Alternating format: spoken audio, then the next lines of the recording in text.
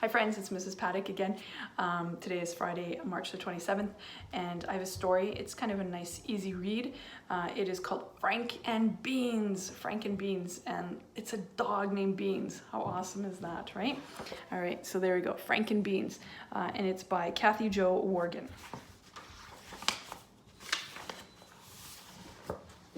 Frank rode his bike past Mrs. Nelson's house. There was a sign in her yard, and it said, "Puppies for sale." Frank had always wanted a puppy of his own. His little sister Bertie, she had a cat named S'more. That's a pretty funny name for a cat, eh? S'more. Frank rang the doorbell. Mrs. Nelson answered, and she smiled and said, "The puppies are in the backyard." Frank saw the puppies right away. They were black with white paws. They had little ears and stubby tails, and best of all, they were young and fast. Puppies are so awesome, aren't they? "Oh, why can't I have a puppy, Mom?" Frank begged. "Puppies are a lot of work, Frank," his mom said. "Maybe when you're older," she said with a grin. Frank went to his dad. "Maybe when you're older," Dad said, and Dad winked at Frank's mom. The next morning, Frank's parents woke him up early. "Surprise," they said. "Today, you are older. Let's go buy one of those puppies." Frank was happy and surprised, but Mrs. Nelson, she looked sad when they got to her house. "I'm sorry," she said. "I just sold the last puppy." Oh, Frank was so mad and sad. He thought he was going to get a puppy, and now he was not.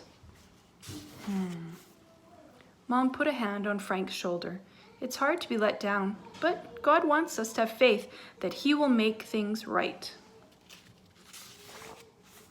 Frank and his parents went home, and soon the doorbell rang. Frank answered the door. It was Mrs. Nelson. She was smiling. "This afternoon, a friend asked me to find a good home for a special dog. I thought of you." She handed Frank a leash. Frank's mother thanked Mrs. Nelson. She said Frank would take care of the dog. How awesome is that? "Frank, you are doing a nice thing caring for this dog." "I told you God makes things happen the way He wants." Frank frowned at the dog. It was not a new black puppy with perky ears and a stubby tail. It was a grown dog with long ears and short legs. Frank was not happy. He did not want this dog. Frank's mom said, "I'm sorry you feel that way, Frank, but I'm counting on you to take care of this dog, and so is God."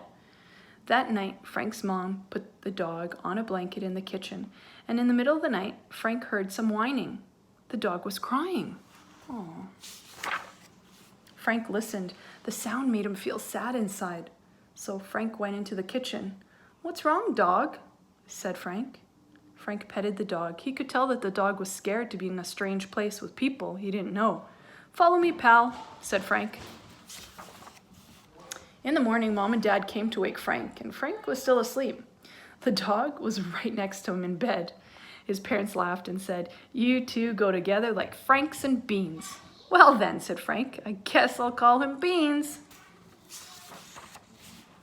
And each time Beans saw a boy with a new puppy, he felt glad too. What a good story, eh? Franks and Beans. Yeah, God always does have a plan for us. So my friends, I hope you have a great rest of the evening. And remember to be good to one another and to be good to your parents especially. And if you have little brothers and sisters, be good to them too. If you have older brothers and sisters, be good to them too. Sometimes they're the hardest ones to be good to, right? I hope you all are doing well. Love you all, and I miss you so much. Bye-bye, friends.